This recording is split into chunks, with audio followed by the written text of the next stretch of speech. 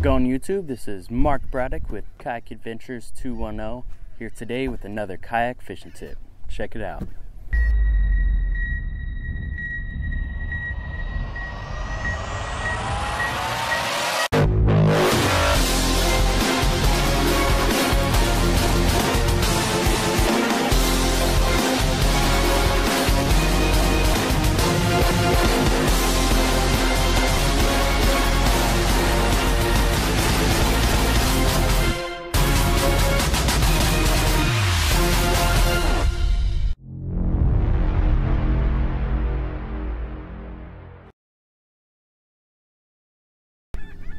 How's it going, YouTube? Mark Braddock here with Kayak Adventures 210. Got a lot of requests about how I built my casting and poling platform for the PA 14.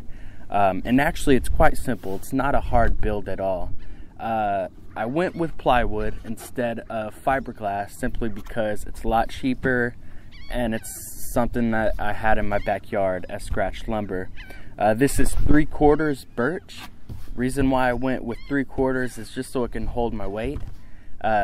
200 plus pounds, you want something that can hold. You don't want it cracking on you. Now for the casting platform, what I did is I cut it out to fit the actual hatch of the Hobie PA 14. If you look, we got this diamond shape cut out. The front to the back measures from the nose of the actual Hobie to the inside of the hole.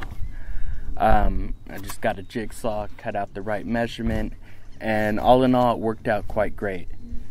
For the legs of the Hobie, for the platforms, all I use is PVC. It's 1 1/4, I believe, PVC, and just attach that with 4 1/4 stainless steel screws.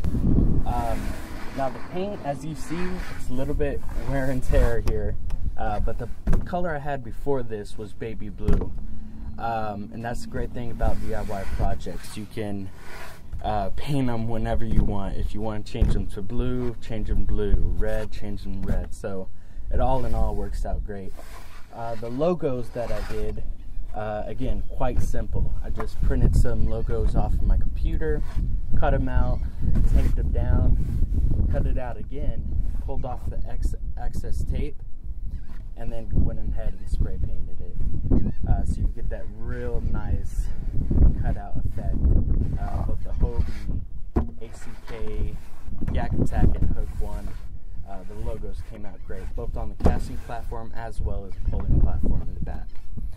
The great thing about Hobie and this setup right here is that to tie this down to the yak, I'm not using bungee cords.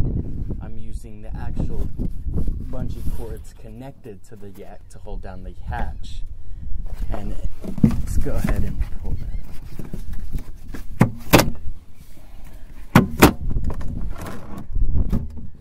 So this is my setup on the back.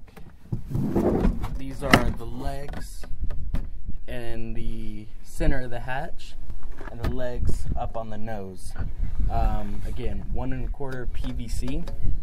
I have a T-fitting here, cap up on top, and 2 T-fittings in the front that sit on the nose of the actual kayak.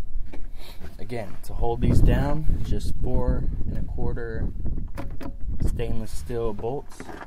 Real simple, nothing to it. And again, to tie this down to the hatch, I'm just using bungee cords, sliding it through over the PVC onto the hooks. Scotty mount. All in all, pretty simple setup, nothing to it. Let's check out the poling platform in the back. Now with the poling platform, it was more of a trial and error situation. You know, I wanted it high enough to where I could see quite a bit, but I didn't want it too high so it wouldn't be so wobbly. Also, my first cut I did, I had it about 2 feet higher than this, higher enough just so I could pull off the chair, slide it underneath between my live well and my poling platform. The reason for this is so I can simply step off and step onto the actual platform. My only problem with it was that it was a little bit too high for my comfort. Also, it was just too high to actually step on. You know, from there I would have to build a stair and just on and on. It was more of a hassle than anything else. So I cut it a little bit lower, just enough so I can get into my live well. However, it's quite simple to step onto. Simply all I do is pull this chair forward, hop on, turn around, and I'm set. Really nothing to it. Now again, this is 3/4 birch with 1 1/4 PVC. Now the cutout on this, again, trial and error.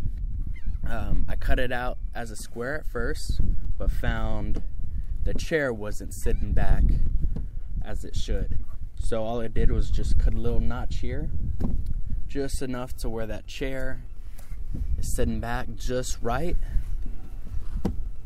And all in all, it worked out great. As far as the PVC, the legs, simply it's just 4 T-fittings, and down at the bottom on this side I have 2 caps so it won't tear out the hull of the kayak. And down here it's actually pretty cool. I've made it to where the legs come together and they go under the seat, so when you lock down the seat down, it'll keep this from flying away when you're on the road, or if you're too far back it won't tip because that seat is holding it down. So all you have to do is pull up the seat, and there it is. Got any questions, please feel free to hit me up. Mark Braddock with Kayak Adventures 210. Take care. See you on the water.